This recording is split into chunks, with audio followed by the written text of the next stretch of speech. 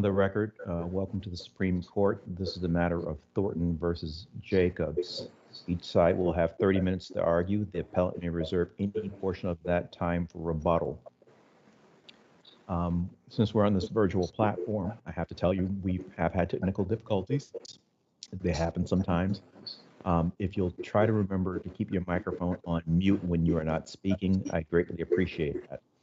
The other thing is that when the justices are asking questions, they will either raise their virtual hand or their actual hand and let you know that they are trying to get your attention. If you see that, please pause your argument so that I may call on the justice so they may ask the question. Are you ready to proceed? Yes, Your Honor. Can you hear me? This is Ty Dooley. Yes, I can, counsel. Thank you, Mr. Chief Justice, and may it please the court. Again, Ty Dooley from Wigan and Dana, and with me somewhere in the ether here is Jeff Babin, also from my firm, and we represent Ms. Lamia Jacobs, the appellant here. I'd like to reserve 7 minutes for rebuttal if I can. Thank you, Attorney Dooley. Justice McDonald will be our timekeeper. He will let us know visually when you have 5 minutes, 3 minutes, and end of argument. If we are having visual streaming problems, which you're having here, he will let us know. Unfortunately, we'll have to sort of interrupt you during your argument to do that, but he will let you know what the time is. Whenever you're ready, counsel. Certainly welcome to interrupt me at any time, but I can see Justice McDonald now.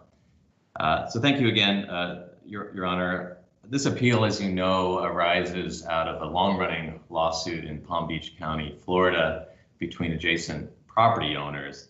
And as you might have surmised, there's not much the parties in that case agree on, including things as basic as whether Ms. Jacobs is a party or not. And at times that case has gotten heated. I'd like to try to stay above that fray, both as a matter of personal preference and also because the issues going on down there really have no bearing on the certified question in this appeal before this court.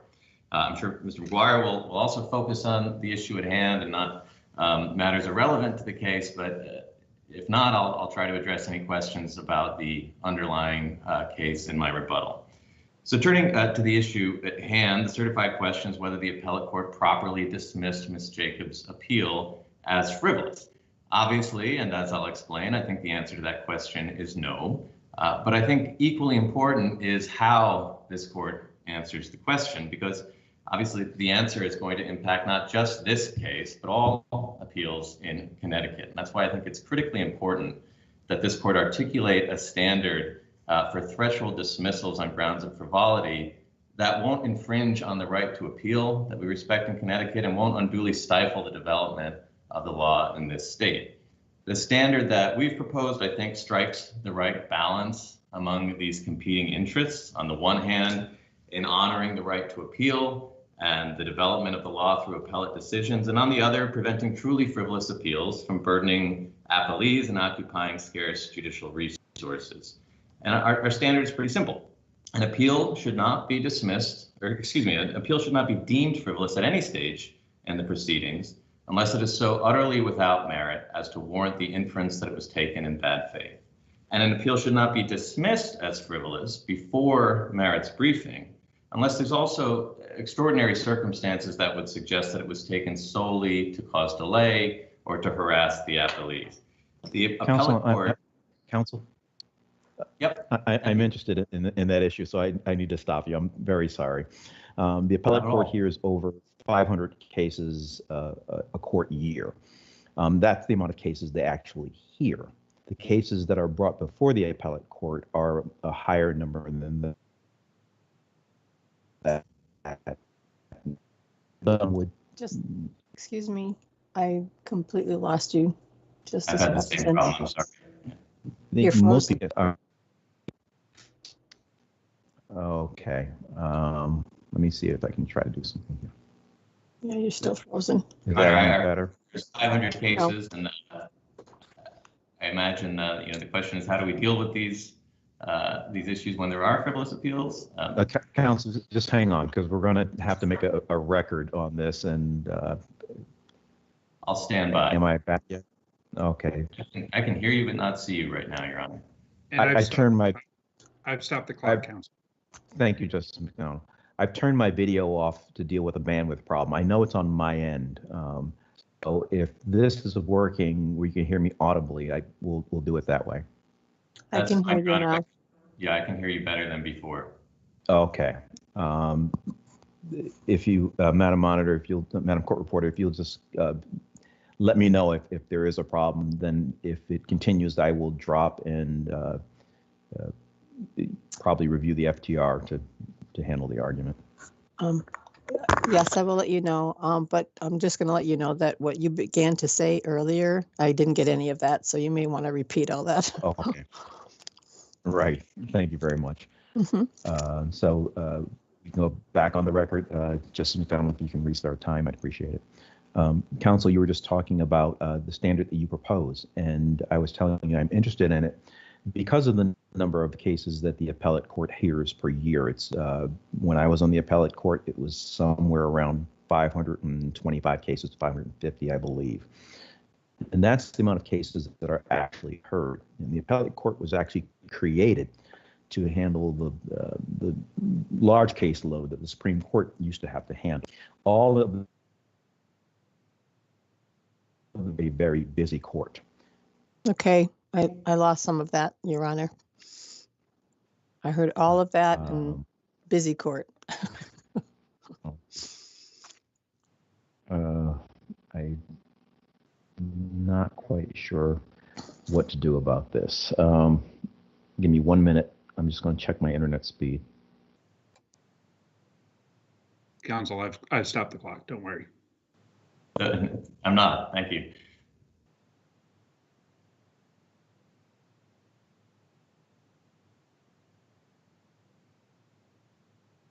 I'm sorry. I'm just actually testing the internet speed.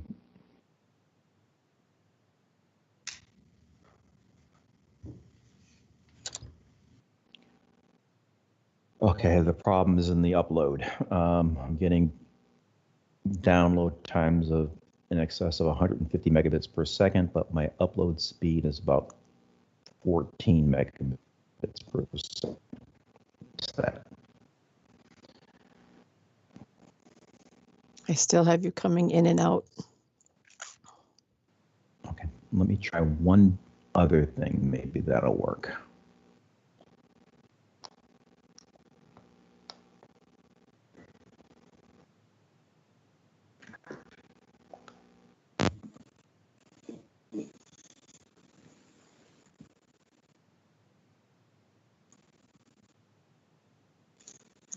Is this any better? Can you hear me now? Honor, I can hear you. Yes, but I hear something that's making me think that it's not right. All right. I'm going to. I'm thinking about dropping. Chief, you're just coming in and out. All right. I will drop and I will listen to the FTR. My apologies to counsel. This is something that just started with this argument. It wasn't going on this morning. I don't think there's anything else I can do about it, but I do appreciate your patience. Thank you very much. Senior Associate Justice McDonald, will you please preside over this matter? I will, and Chief, you can email me any questions you want asked. We'll get it on the record. Thank you very much. All right, counsel, give me 1 second. Sure. Timekeeping and presiding now. Okay, you can continue with your argument, counsel. Thank you. I think the Chief Justice's question was becoming apparent, and it's certainly very important. Which is how do we manage all of these cases and allow some flexibility for both the courts and appellees who feel maybe aggrieved by dilatory or bad faith appeals. And again, I think the standard that we propose strikes that balance because it allows for threshold dismissal when warranted. If on the face of the appeal, there's circumstances suggesting that it was taken solely for the purposes of delay or harassment, but it doesn't permit overuse of that, unwieldy tool, and therefore allows, it respects the rights of appellants and allows for cases that maybe not slam dunks on the merits, but have some basis. I'm sorry, so I'm now seeing virtual hands. I wasn't.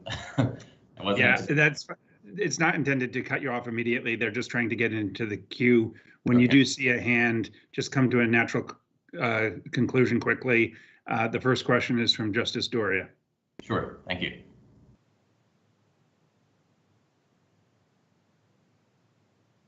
I'm sorry, Your Honor, I think you're muted.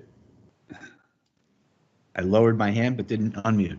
So the standard you're proposing, I guess what you're saying is that the Texaco standard is fine for, once it's been merit briefed, and if somebody wants to get sanctions or the court wants to take some other action, that's fine, but there's got to be some other hurdle to get over at the beginning of the case. Is that what you're suggesting?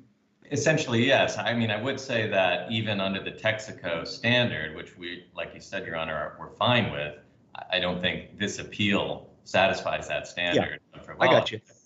So, I mean, I guess here's the thing, and I think we can be very practical. You're seasoned practitioner in the state on this. I think many of us would feel that a lot of appeals can be dealt with in 10 pages. And what you're suggesting is the difference between, full briefing in 10 pages. I mean, we always have access to the record, to the exhibits, to the, I'm just trying to think of what does the appellate court actually need if somebody were to move to dismiss something. And, in 10 pages, if you can't convince the court that this case warrants, full briefing, isn't that the standard kind of practically?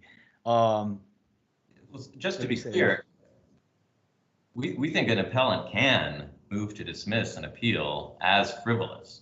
What we're saying is that because there's no explicit authority to grant such a motion, it's part of the inherent powers of the court, the actual dismissing a case as frivolous before briefing should be exercised sparingly. Now, I understand that. I'm not suggesting you're saying that there shouldn't be motions. I'm saying, because before Texaco, it wasn't in the practice book either. I mean, it's not in the practice book. So we have a standard in Texaco, and all I really kind of hear you saying is that, it's the rare case, and I think your opponent would probably say that it's the rare case, but give us 35 pages. Except in the really extraordinary cases, you can dismiss after 10 pages of side briefing. And all I'm saying is practically, isn't that a standard unto itself? If you can't convince the appellate court in 10 pages that you should get full briefing, then you haven't met the standard. I think, Your Honor, what that misses is the difference in terms of collateral consequences between a finding of frivolity, which is a sanction under our rules, and merely losing a case. So as we pointed out, and I don't think the appellees really addressed this, you can certainly seek a summary affirmance under the rules. Again, under Rule 60, that permits the court to suspend the practice book for the purposes of efficiency. So you can seek summary affirmance early on in a case if you think, for example, that precedent is directly on point, you can't get around it. If the concern is about a delay, which I sense would be an issue here or in any case where there's a discovery ruling that is nevertheless a final judgment, well, then we have a specific provision that permits parties to seek to terminate the stay, the appellate stay. The Thorntons never did that here, which I think is kind of revealing. It shows both that there is a means to get around the problems that the court might be grappling with or that appellees might be grappling with, and that in this particular case, there's no reason, and there hasn't been a suggestion in this case, that the appeal was taken for the purpose of delay or harassment or anything like that. But again, it's one thing to summarily affirm a case in short order without full briefing on an expedited schedule, for example, and then the appellant just loses. But to dismiss an appeal as frivolous, invoking Rule 85-2, that invites sanctions, and that's why even though the subpoena in this case has been withdrawn, there's still a live question here because both Ms. Jacobs and frankly myself and her counsel are exposed to sanctions for finding of a frivolous appeal that we don't think are warranted. So, you know, to get to the point of your question, I think, Your Honor, again, we do think that you can make this motion, but it has serious consequences relative to other means of disposing a case that should not be exercised unless it's truly warranted. I think I should probably pause to see if any of these other hands want to jump in. Well, you may have worn out Justice Mullins. Justice Mullins, did you want to ask your question? No, I think you touched on it. I'm all set. Justice Ecker. Thank you. Good morning. So a factual question or two, and then maybe something other than that. This is a Florida LLC. So I represent Lamia Jacobs, who's a Connecticut person. The party in Florida, it's called an LC, but functionally an LLC. It's a corporation under Florida law. Okay, and it's a corporation or a limited liability company of some kind? Yeah, the latter. It's called a limited company, and I confess, Your Honor, I haven't really figured out the difference between a limited company and a limited liability company. We don't have the operating agreement, I take it. Correct. Is the Mrs. Jacobs was the is it a sole member? I mean, I'm going to ask my questions in terms of Connecticut law. I don't know Florida law. Is it a sole member LLC? Was it during the relevant time period? Yes, she is the sole member of the LC. I think for the entirety of the relevant time period, she was the sole member. Okay, so normally, yeah, I mean, I think you would probably concede this. Normally, in a litigation where a business entity like that is a party, discovery upon the member, particularly in a sole member situation, is taken as a matter of course. It would be in a very unusual case. You know, you could think of some. Maybe you just need the custodian of records. It might be that person. Maybe you want to talk to whoever was driving the car if it's an auto accident. But typically, you know, in a case like this, you would want to depose the member. So can you tell me? You know, there may be unusual cases in which that's considered unnecessary and improper. Can you tell me the specific reasons here, other than the Jacobses say so, that discovery of her, a deposition of her, you know, would have been objectionable and a judge could have granted this motion? Yeah, sure. I mean, the basis of the objection is I think it is an unusual situation, as you alluded to. So in Florida, there's this lawsuit is between the property owners, and it basically is about property lines and easements and that sort of thing. Miss Jacobs is on the property, you know, 1 or 2 weeks a year, maybe sometimes more, maybe sometimes less, for vacation. She's not the person most knowledgeable about the actual facts and defenses of the claim.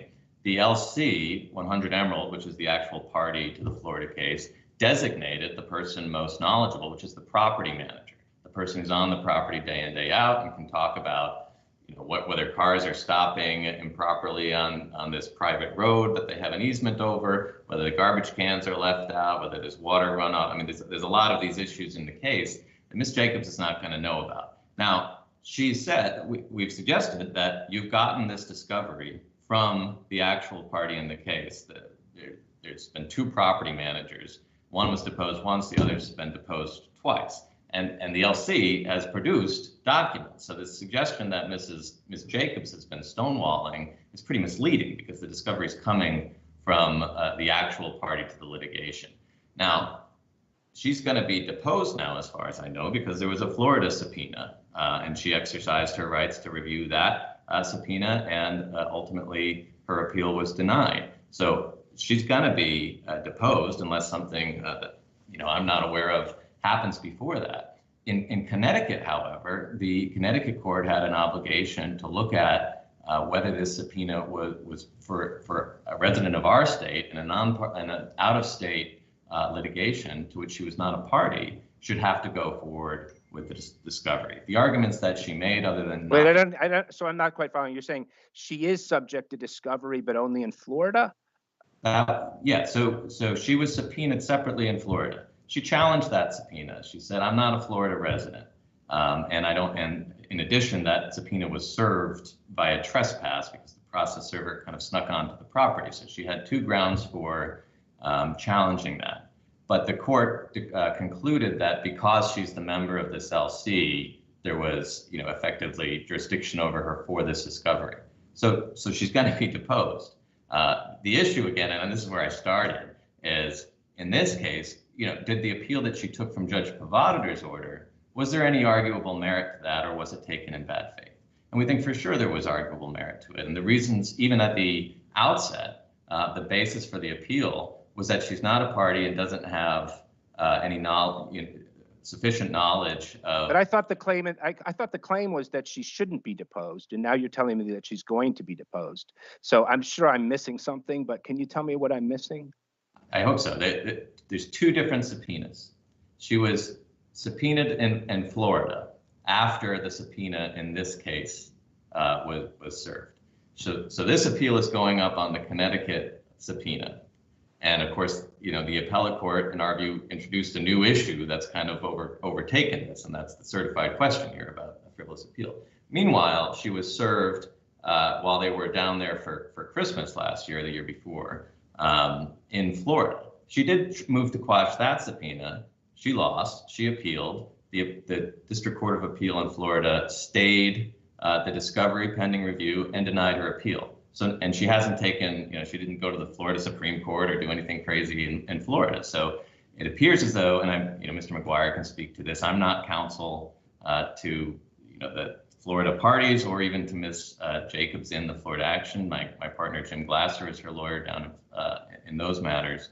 But I believe that he and Mr. McGuire have been in discussions about setting that deposition. So it sounds like, well, it may. I mean, it sounds like that there's been events since the filing of this appeal and since this litigation started in Connecticut, which may sort of moot out the necessity. Maybe you can get a vacator by agreement or otherwise of the. I can understand why you're upset about the appeal being dismissed as frivolous, but it sounds to me like, and maybe I'm wrong, that this thing. What happens in Connecticut has sort of become a sideshow at this point. Am I wrong? I don't think you're wrong about your last statement there. And the the Thorntons withdrew the subpoena while we were briefing, and as we noted at that time, that didn't moot the case because they withdrew it without prejudice and could serve it again at any time. So even the underlying appeal, whether the subpoena should have been quashed, was still alive. Since then, when the appellate court dismissed this appeal as frivolous, as I said, it introduced a new issue that is very much live, and that's the issue, nothing to do with the subpoenas that this court has certified. So we don't think there's any mootness issue here, although I agree with you that the underlying matter that was before Judge Pavadator many months ago may be mooted out if she's deposed in Florida or in the Florida action. Okay, I've taken up enough of your time. You can go. You can go ahead. I don't know. Somebody else may have a question. I see. Justice Kahn.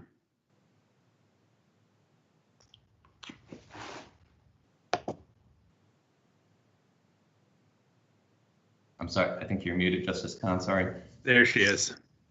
The button is slow, so I apologize. If you leave the cursor on it, it reverts back to muting. So I'm a little bit confused, and I'm looking for clarity.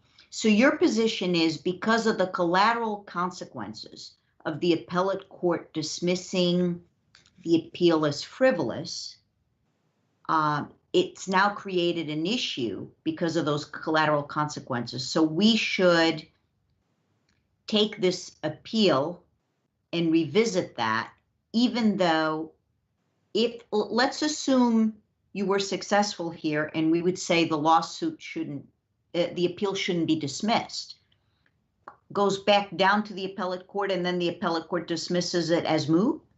Is that your position? That's possible. Yes. I mean, the certified question here, we filed petition for certification not on the subpoena issue, but on whether the appellate court properly dismissed the case as frivolous. And that's the question this court granted review on, and Right. frankly, one I think this court should clarify. Right, and I guess I'm trying to sort of look at it this practically. And I know you're saying, look, it's not moot because of the collateral consequences to us as lawyers. And I don't think I heard an answer to Justice Ecker's question about couldn't the parties just agree to move to vacate? But my point is, so we're going to take an appeal knowing ahead of time that it's moot. Because ultimately, if you're successful with this court and we reverse the appellate court for dismissing something as frivolous, we're going to kick it back to them to dismiss it as moot.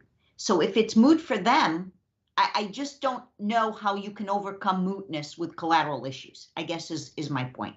Well, I think one important point at the outset is nothing's moot now. She has not been deposed. Again, I think she will be, but nothing's been mooted out now. There is absolutely a live issue before the court, and I just point out it's the one that you took up. I don't know that you would have granted certification on a discovery dispute. I think the issue that the court wanted to address, and what we think the court should address, is what the standard is that should be going forward in all cases, not just this one. So I don't think you need to worry too much about what happens in the appellate court. Currently, there's no moot issue. Well, don't we? Because even if we certify the question, the purpose behind the certification is whether this appeal should continue or not. But I notice Justice Doria also has his hand up, and I don't want to take up more of your time. But I guess if you could just answer, I mean, isn't the reason we grant certification, of course, to address the issue of whether the appeal should have been dismissed as frivolous or not? But ultimately, because if it's not frivolous, it should be addressed. But if there's no need to address it, I don't understand why we go that route.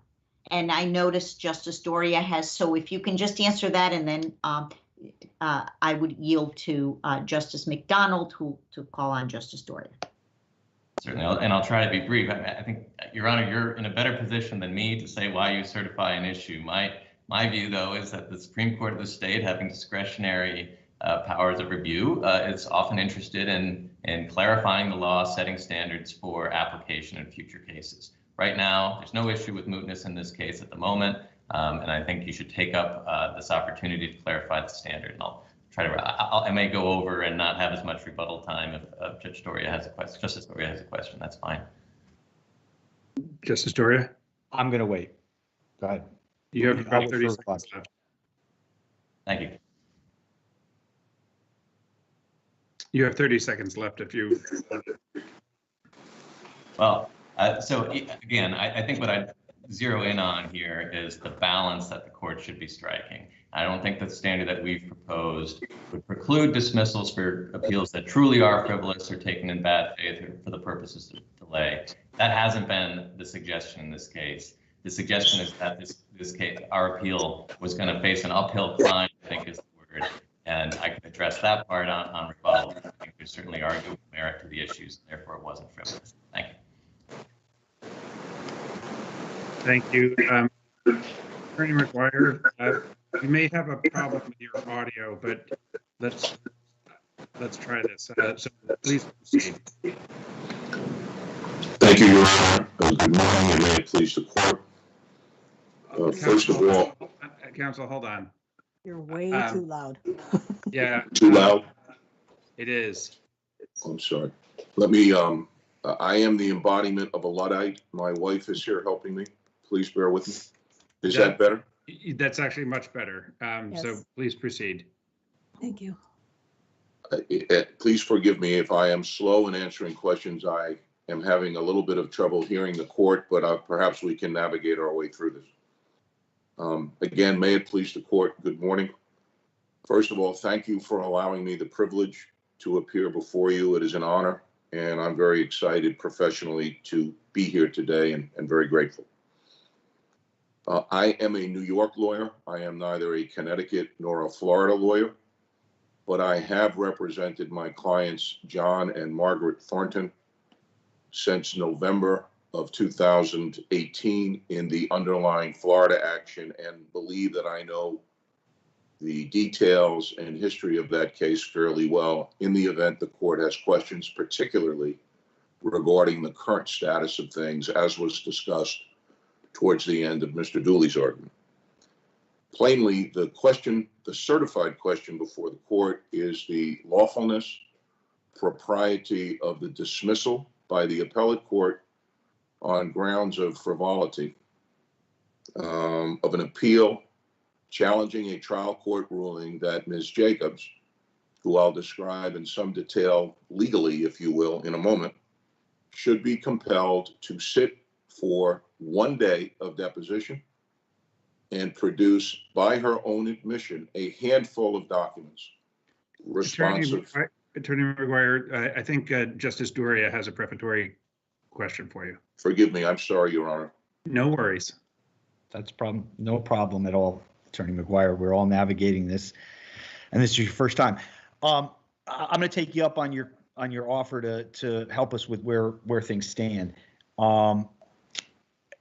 So you withdrew the subpoena here in Connecticut, and Mr. Dooley's representation is, she's going to sit for a deposition there. You want an answer from us on this? You don't want it to be moot up here in Connecticut? You'd like this to be, continue to be litigated? I mean, I guess you want an affirmance of the dismissal, but you haven't asked us to moot it. I'm trying to get at what is the live controversy here, or do we know? Well, Your Honor, I'm not sure there is one. And if I could just give a little bit of history here, perhaps the court is not familiar with all the details. Long story short, Ms. Jacobs declined to appear in Florida. We were told that if we served her counsel in New Haven with a properly issued subpoena via commission from the Florida court, we could get her deposition in Connecticut with her reserving all of her rights, etc. We obtained that commission in early 2019. We served Wiggin and Dana as directed in Connecticut, and that started a spasm of litigation, which resulted in eventually Judge Pavada's order, which Ms. Jacobs appealed, which we moved to dismiss, which was dismissed. And then, of course, we had the appeal from that dismissal, and here we are today. Most of that activity unraveled or took place between the service of the Connecticut subpoena under agreement in April, I believe, of 2019, and then Judge Pavada's ruling in the fall of 19, and then the appeal towards the end of 2019. As a result of the automatic stay and our interest in obtaining Ms. Jacobs' testimony, our sincere interest, because to us, she's the most important witness in the case, so far as we are concerned, we caused her lawfully to be served with a subpoena, as Mr. Dooley correctly said, while she was vacationing around the new year of 2019 into 2020. Okay. That subpoena set off a spasm. Yeah, let me stop you there, because that's you mentioned something that is pertinent, I think, to the standard that Mr. Dooley's talking about.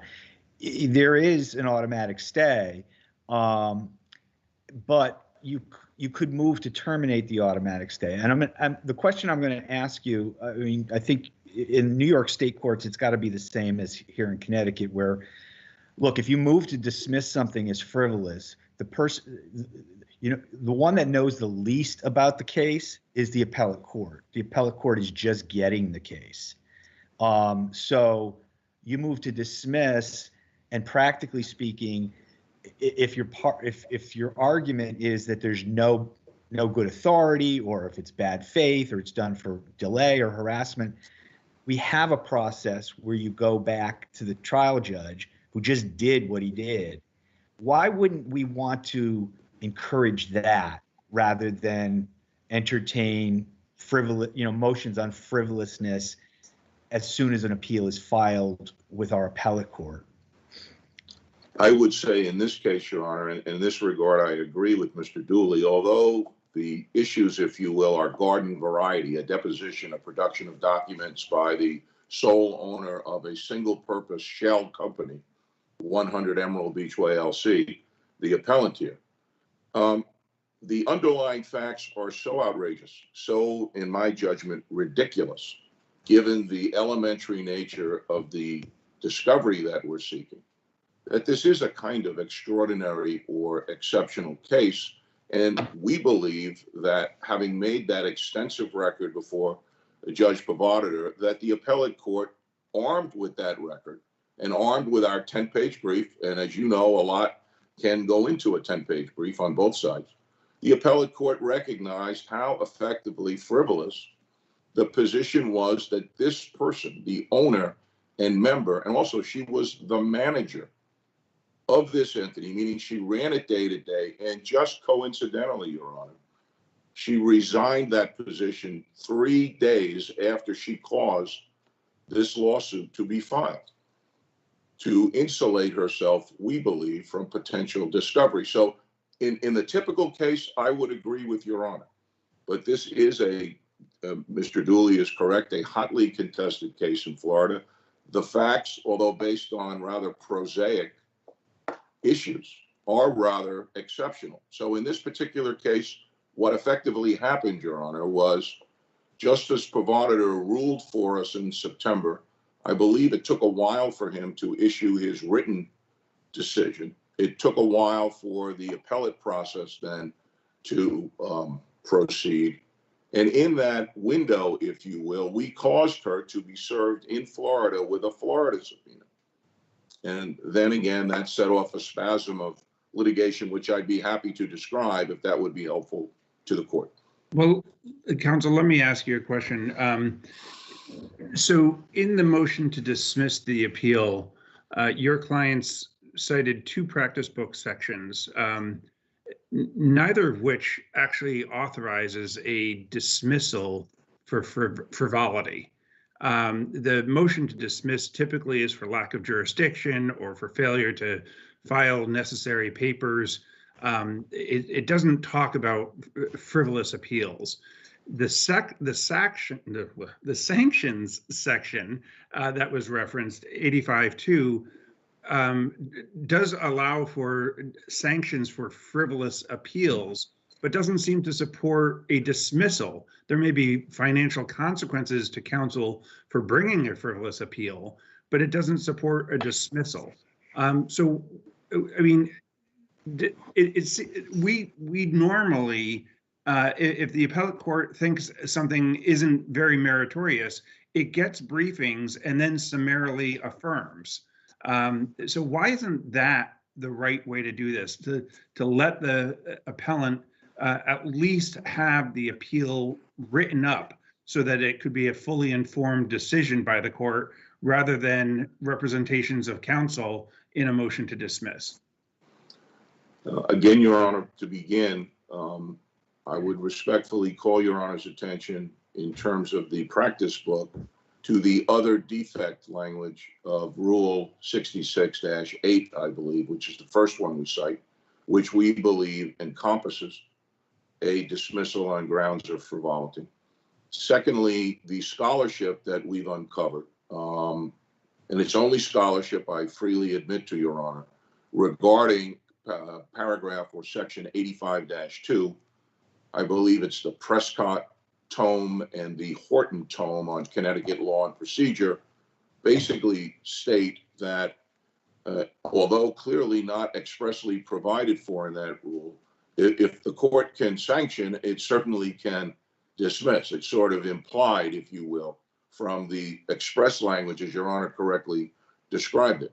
But the other point, Your Honor, is, and I believe we relied on it, is that the appellate court, the workhorse appellate court, as forgive me, I am not as familiar as I should be with all of the learned court individually, but one of the justices earlier made quite clear that this is the workhorse appellate court in the state of Connecticut. To quote Justice Stewart, it knows it when it sees it. And it has, and it should have, and I would respectfully argue it has to have the inherent authority to manage its docket. And when it sees an appeal of this caliber on the record that I only briefly began to describe to you, in terms of a deliberate evasion and avoidance of discovery. It should have, in our judgment, the ability and discretion and power to manage its own docket and dismiss a case like this. I'm not suggesting that the route that Your Honor is speaking of shouldn't be used, but in this case, for this very unusual and exceptional case, we believe the court inherently has the power. Respectfully, we believe the practice book also gives the court the power, and we believe it makes good sense, given the burdens on the judicial system, especially during these COVID times, for the court to have that power to do what it exactly did in this case. Well, I mean, as Justice Doria alluded, at this stage of an appeal, the appellate court knows almost nothing. And so by filing a motion to dismiss, the plaintiffs here have usurped the opportunity for the appellant to frame his or her appeal. And so I'm just looking at the motion to dismiss. I didn't know anything about the details here either. But the third issue that they identified, and it's a preliminary statement of issues, it's not necessarily what they would finally write in a brief, is a unique, what they're claiming is a unique litigation decision maker test for determining a non-party subpoena for a deposition. What is so patently frivolous about that statement, a preliminary statement of an issue that might be raised on appeal, that would merit never even seeing the merits brief? Your Honor, Justice Provodator, after orally ruling in our favor, issued a 21-page, very detailed decision. And what is patently frivolous about the issue that you have framed is that it was one of probably 10 or 15 separate bases set out by Justice or Judge Provodator in his lengthy ruling as to why it was appropriate to take Ms. Jacobs' testimony and to obtain her documents. So the notion that Justice or Judge Provodator, please forgive me, I'm new to the court and to Connecticut, that Judge Provodator hung his hat solely on this alleged litigation decision-maker test was false. It was incorrect. Moreover, the case that we primarily relied upon in the trial court and then in the appellate court on the motion to dismiss, Luigi, or as my colleague Dan Krish says, Laugi, I don't know which is right,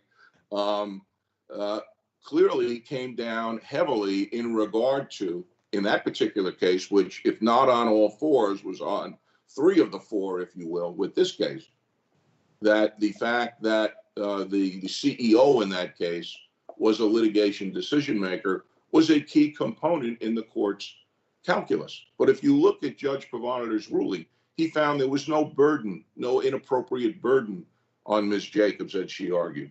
He rejected the notion that because she wasn't a party, she didn't need to be deposed. Okay, thank you. That answers my question. Justice I'm sorry, sir. Forgive me. No, that's fine. Justice Mullins has a question.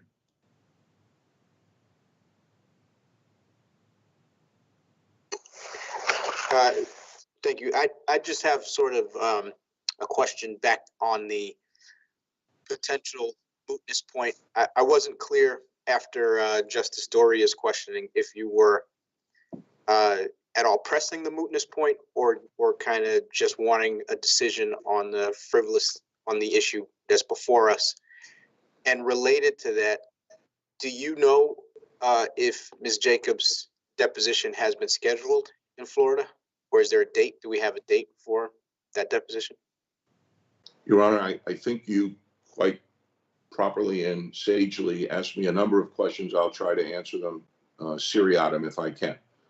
Our position, respectfully, is that we would like this court to affirm the dismissal of the appellate court on grounds of frivolity. However, in my planned remarks, and perhaps if the court will allow, I'll try to make them now in answer to your question. I wanted to give the court a clear picture of where we are in Florida. First, and to back up a bit, as the justices here may know or may not, after Ms. Jacobs exhausted and lost her final appeal in Florida, we notified this court and notified the court that we were trying to negotiate a date for her deposition. And we filed a motion so as to spare this court needless time and effort to put this matter over for 30 days, because it could well be that within that window, there will be mootness issues that arise. Now, what's actually going on in Florida is as follows. I requested a date from Mr. Glasser, Mr. Dooley's partner, who is counsel to Ms. Jacobs in Florida, for a deposition. He provided me with a range of dates, one of which was March 11. I accepted that date. And then within the next 24 to 48 hours, Ms. Jacobs, I would say, as is her custom, moved for a protective order, seeking all sorts of limitations on the deposition, but not withdrawing the March 11 agreed date. And the agreement was simply oral or exchange in dueling emails, if you will, Your Honor. So where we are at present, Your Honor, in Florida, is that we have an oral agreement on a March 11 date. There is a pending motion for a protective order. I and my partners are negotiating with Mr. Glasser to see if we can resolve the issues related to the protective order, and they relate to whether it's going to be in person or by Zoom. We've agreed to Zoom. What the topics will be, we have narrowed them down because some of the issues in the case have been disposed of over these many months and indeed years now, and how long Ms. Jacobs will be appearing for. In other words, how long she'll be testifying. And I will represent to the court as an officer of the court. We've made a great deal of progress, and it is my belief that next week we will reach agreement on all of the issues raised by the pending protective order motion in Florida, and we will go forward on March 11. Now, do I think we're going to have a smooth and seamless and happy deposition on March 11? I'm skeptical about that. I've been around in the case long enough, but our pitch to the court, if you will, in our motion was things could happen in the very, very near future that could spare this court the effort and work to deal with this appeal. The motion was denied. Here we are today. But I would respectfully suggest to the court that maybe the better part of everyone's efforts here is to, and I'd be happy to report to the court in whatever form or fashion you wish, see what happens between now and March 11 and whether those events effectively moot this appeal. But I cannot predict, and I don't know what's going to happen. I hope that answers the court's question. It does. Thank you, sir. Justice Kahn is next, and then Justice Ecker. Thank you, Justice McDonald. My question, counsel, is this. I'm looking at the appendix A116. Actually, it starts at A92. In this case, in addition to the motions, the 10-page motions filed with the appellate court, there were motions for reconsideration en banc. There was motion filed by Ms. Jacobs and her counsel on December 2nd. There was an opposition filed by you and your client on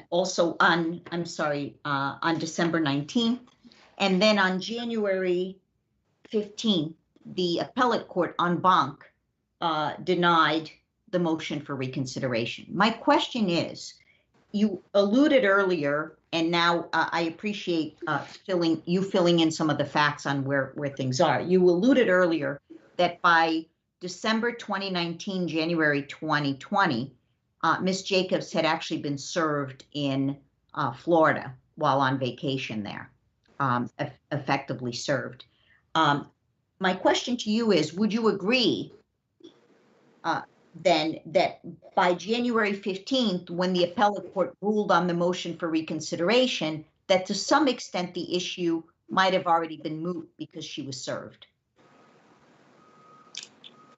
I would in the ordinary course, Your Honor, but respectfully not in this case, because days after she was served, there was a motion to quash, which was extensively litigated and argued. And nothing improper about that, but we knew we were in for a fight. We knew that Ms. Jacobs was not going to appear, as most witnesses, I would suggest, in her position might.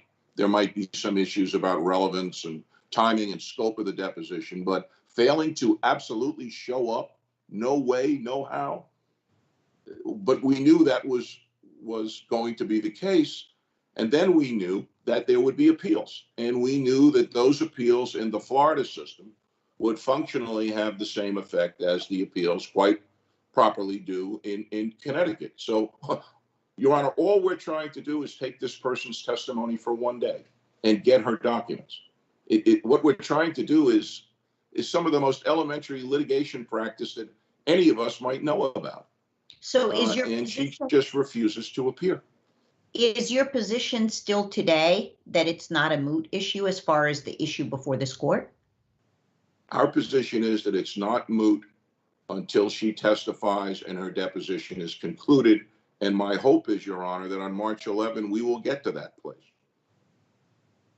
Thank you. Those are all my questions. I see Thank my you, colleagues may Justice have. Khan. Justice Ecker is next. Morning, counsel. Good morning. I think I just have a quick question, which is this. I noticed that the appeal was filed, I believe it was September 16th, 2019, and the articulation was not issued until November 7th of that year. So in other words, at the time the appeal was taken, it was taken from essentially a postcard decision, as we affectionately refer to them in Connecticut. Is that right? Yes, Your Honor. In my crude language, I would call it an oral ruling. Okay. And should that and did Judge Pavaditer he articulated at the argument on the record his reasoning? Is that it? He articulated much of it, Your Honor. Yes. Okay. I guess all I'm wondering is whether that should affect our assessment of frivolity. I mean, the claim was that the case was frivolous when filed, not as articulated. Is that right? Yes, and I would rest upon, and I'd be happy to run through it if you please, the rather extraordinary string of steps that were taken. I would say, with all respect to Mr. Dooley, I'm not trying to be contentious, and certainly he wasn't involved, but the duplicity that was involved in a number of setting a deposition, canceling it, saying she's available here, she's not available there, oh, she is available. It's quite an extraordinary record, Your Honor, and all of that was before Judge Pavaditer. Right. And, okay. again, I understand your position in that the record at that point, your view is the record at that point established frivolousness. Yes, sir. I just thank you. Counsel, let me ask you, if all goes well, and the deposition takes place on March 11th, and this and you agree that this appeal becomes moot, and this sort of goes back to my other question about that this was a sanction. Is it a sanction against counsel for bringing a frivolous appeal, or is it a sanction against Mrs. Jacobs? I mean, does it get vacated? Does the sanction get vacated if the appeal is moot and was never addressed on the merits?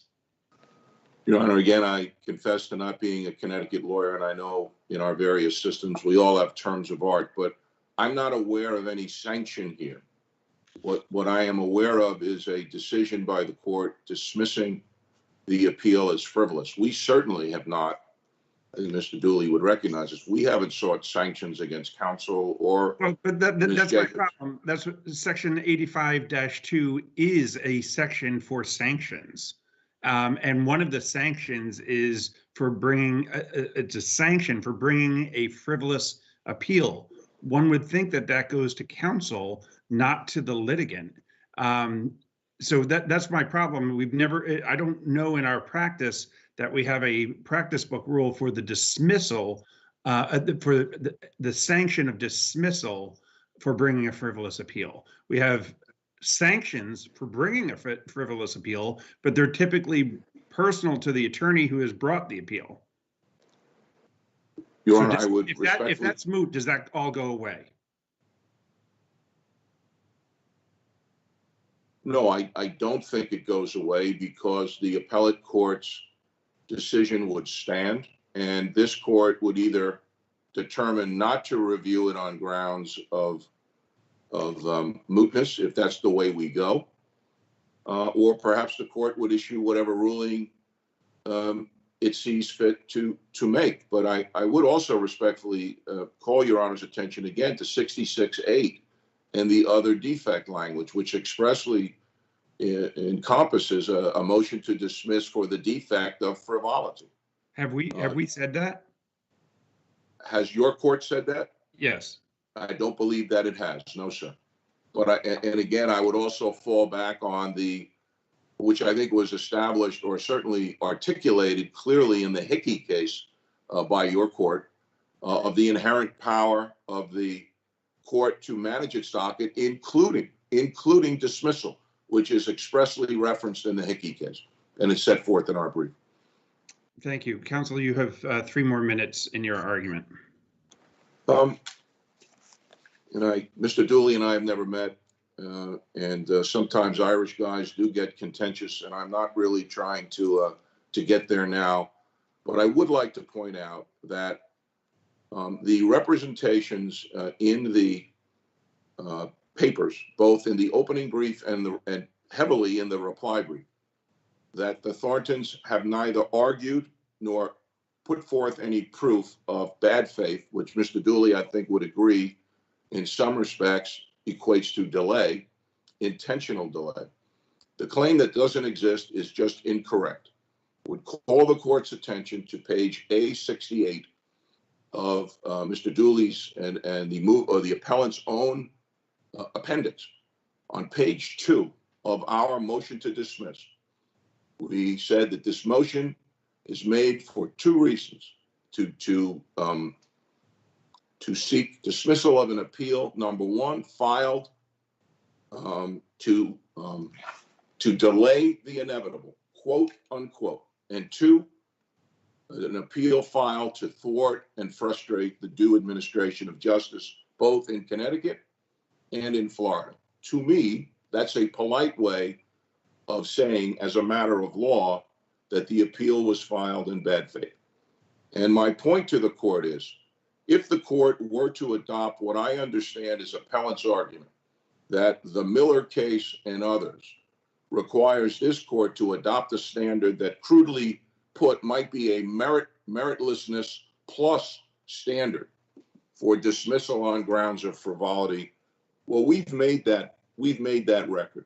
We've passed that test, because not only was the appeal meritless as a matter of law, for reasons I've articulated regarding the plaintiff, Ms. Jacobs' status as the sole member, owner, manager. The testimony of our own corporate representative said she controls and dominates the entity. She caused the lawsuit to be filed. She prosecuted the lawsuit for 42 months. We're in our 42nd month. With all of that, and upon the record that I briefly alluded to, and given what we argued in the motion to dismiss, we meet even the test that appellant tries to propound in this case of the pursuit of an appeal that has no good faith legal argument supporting it and was filed for purposes of delay. Thank you for your attention. And again, I thank you for the privilege of appearing before you. Thank you, counsel. Attorney Dooley. Thank you, Justice McDonald. Maybe I should have reserved 15 or 20 minutes for rebuttal. There's a lot to get through here, but let me just briefly address the mootness question, which is kind of only just been raised here. I just don't see how you could conclude that an appeal that is certified on the issue of whether the sanction of frivolity was appropriate would be rendered moot by the occasion of a deposition in Florida. It's not moot. It's not going to be moot when she's deposed, if that happens on March 11th or any other time. It's not a moot case. The issue was introduced by the Thorntons. I mean, I think there might have been a misstep here where they took an extraordinary and unprecedented action of combining these rules and moving to dismiss for frivolity rather than just trying to lift the appellate stay or seek summary affirmance or just try to argue the case on the merits. That's resulted in like a year of additional delay, which is unfortunate for their position, but it was their motion. And the appellate court granted it without any reasoning. And that's introduced a new issue here, which is whether the appeal was frivolous. And that is, to, I believe, Justice McDonald's question, under 85-2, that's a sanction not just on the attorneys, but it can, in fact, be on the parties. That's expressly written in the rules. So both, obviously her counsel and Ms. Jacobs have a continuing interest in this case. And I would suggest that the court does. Again, this is the Connecticut Supreme Court, which is meant to establish standards of review and appellate jurisdiction across the state. I don't think you took this case because you were concerned about whether Lamia Jacobs is going to be deposed in Florida or Connecticut. You took it to establish this standard. Counsel, Justice Doria has a question. Sure, thank you. Sorry. Well, I guess, I mean, to avoid, I don't want to, I guess, belabor mootness too much, but you're elevating the dispute in order to keep it not moot. I mean, answer me this. First of all, I guess you construe the dismissal as a sanction, and I guess in my second question, it might go to the same point: is who do you think it's addressed to? And if it's her, and even if you call it a sanction, if she sits for her deposition, tell me why anybody cares. And if it's addressed to you, then can that keep it alive? Why would that keep it alive? The way the rule works, as I understand it, is that it exposes the appellant's counsel and the appellant to sanctions. I do think there has to be a separate motion. If Mr. McGuire, I don't want to conduct a pretrial here, but if Mr. McGuire were to represent that he's not going to seek sanctions, and I thought he essentially said that, they wanted the appeal dismissed. If then does that moot it? I don't think so, Your Honor. But I'm perplexed why this court would want to go that route after granting certification. Well, we'll figure that out, Mr. Dooley. We'll figure that out. I mean, for sure. I mean, yeah, you're right. On the papers, we're presented with an issue about frivolousness, but sometimes the case presents itself as with some complexities. So, I mean, bear with us. Maybe this isn't the case. That's hardly unusual that we might decide that's not the case we want to take. Sure, Your Honor. But I mean, I think there was a suggestion of mootness in this case before we filed our brief. Okay, when they withdrew the Connecticut subpoena, reached out to us, said, withdraw your appeal or we're going to take action. And I thought that meant a motion to dismiss. We said, well, it doesn't moot the appeal because you withdrew the subpoena without prejudice. You can reserve it at any time. There's nothing stopping you from doing that. And there was no motion to dismiss following that. So forgive me if I'm a little excited about the fact that this is coming up at oral argument after we went through all those rounds of briefing. But I don't want to belabor the mootness point either. My position is clear. I don't think the fact of a subpoena moots this case, given the new issue that was introduced by the Thorntons and the appellate court. I do need to, I think, address a couple of points that Mr. McGuire was making. I want to try to, stay away from this, but the issue of the commission in Florida, I think, is kind of important because it gets to the basis of Judge Pavadator's ruling. So yes, correct. In Florida, the parties said you can serve a subpoena in Connecticut. The Florida court issued a commission, okay, but said you take up the propriety of this in Connecticut. I'm not doing that. Okay, so when Mr. Glasser accepted service, it was not saying, yes, and we'll produce her for a deposition. It was, we'll accept service, and then we're going to litigate whether this is appropriate or not. That's where Judge Pavadator really went wrong, and this only emerged in the articulated statement. It was not part of the oral ruling that Mr. McGuire was alluding to.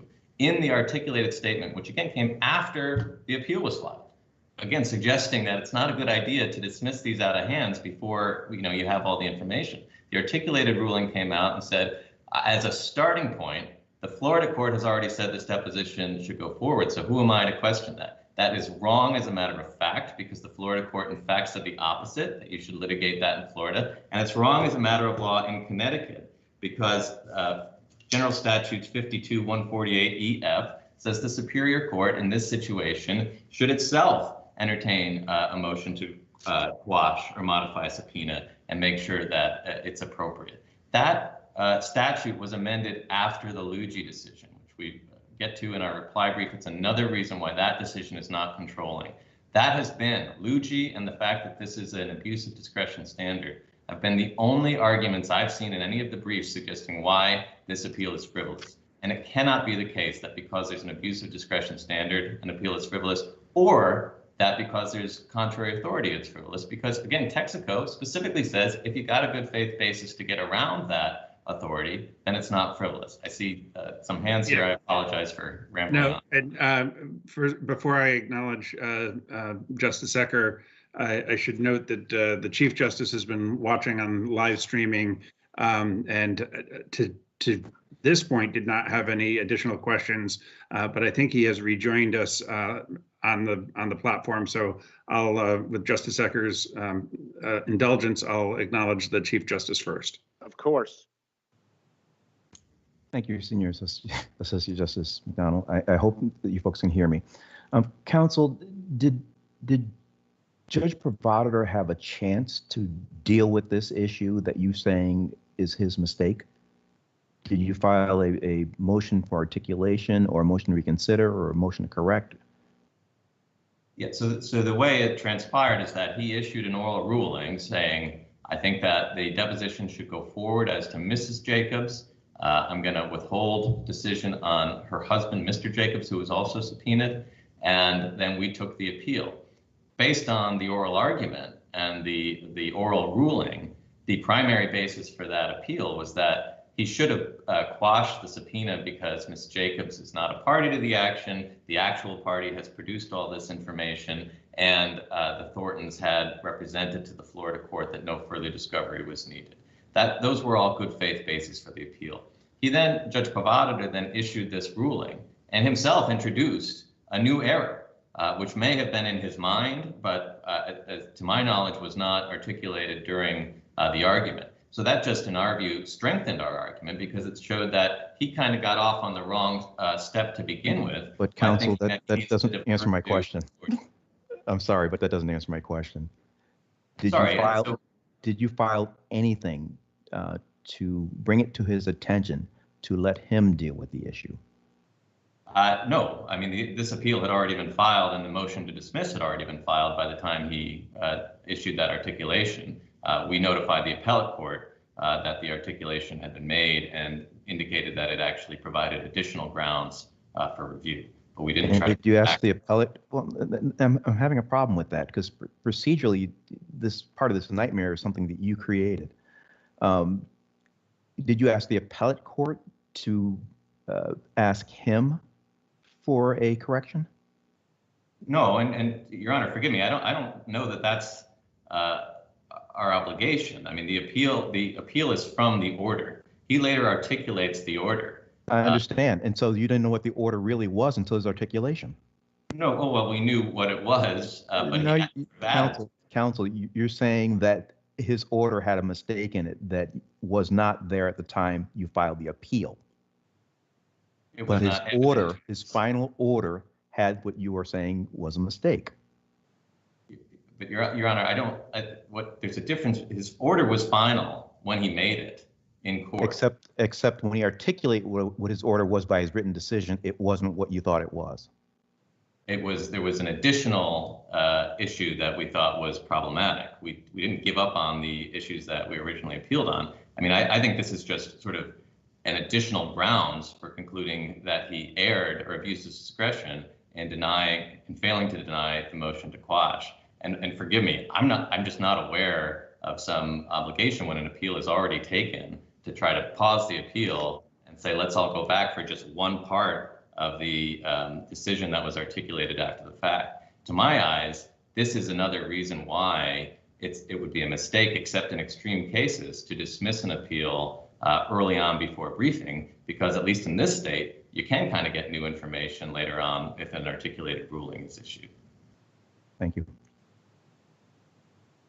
Chief, did you want to take the helm, or do you want me to just close this out with Justice Eckers? Please, you continue. I think it's better, especially with the technical difficulties. Justice Ecker has the final question. Thank you. Just a quick factual thing, and then another question. Did that memorandum of the decision that came post appeal, was that an articulation in response to a motion for articulation, or did he just issue that? I think it was with a motion for articulation that had been made in advance. Okay. Do you know that or not? I'm sorry. It's possible, just knowing Judge Provider, that it came out after, but I'm pretty sure that it was. I can confirm for you now. Don't worry, I can check. It's certainly a knowable fact, and I apologize for not having it at my fingertips. No problem. I mean, the other thing I wanted to respond to is just your point that, I mean, I guess, is it the fundamental basis for a court finding that this appeal was frivolous? I'm not saying that's my opinion or I've figured it out yet, but wouldn't it be, apart from the points you raised, just that you're never going to get an appellate court to reverse a trial court order of discovery under these circumstances where you have a sole member LLC and there's a request to depose her, and she just refuses, that you're just going to lose that appeal. And there's no argument, there's no plausible argument for winning it, just because you say that discovery, they have sufficient discovery. I'm not sure of any judge that would ever accept that as a reason. Are there any cases you can cite for how a person in Ms. Jacobs' position can avoid a deposition? Well, sure. I mean, we cited these cases in our motion to quash, and Judge Provider granted us partial relief. He limited the scope of discovery, and he withheld a decision on whether the other person, Mr. Jacobs, should. But you didn't appeal from the parties quashed. You appealed from the party didn't quash. Well, we appealed, and this is important, from the only final order in the case. That's one reason why this is not something that you really have to worry about trickling up all the time. It's exceedingly rare to have an appeal from a discovery ruling on whether a deposition should go forward or a motion to quash should have been granted or not, because they're not generally final judgments. In this case, it's undisputed under Lugie, the case we've been talking about. It is a final judgment when it's a non-party in Connecticut and the underlying litigation is in another state. The ruling of the appellate court wasn't based on a jurisdictional problem. It was based on the merits of the appeal, saying that there's no merit to an appeal from ordering a sole member LLC member in a property dispute from being deposed. Yeah, and I want to be really clear about this, Justice Ecker, because I think it's kind of the most important thing for you guys to consider. It is absolutely not the standard of frivolity that if an appeal is likely to lose, it's frivolous. That is clear from Texaco. It's clear from every decision across the jurisdictions that we've cited. That is different from frivolous. And this court has said so itself. It's whether an appeal lacks merit, it's different from whether it's frivolous. And that's because of all the collateral consequences we've mentioned. So I don't think that this appeal lacks merit. I think we've got a pretty good argument, especially because of what Judge Pavaditer ignored about Section 52148E and his mistakes about the Florida case.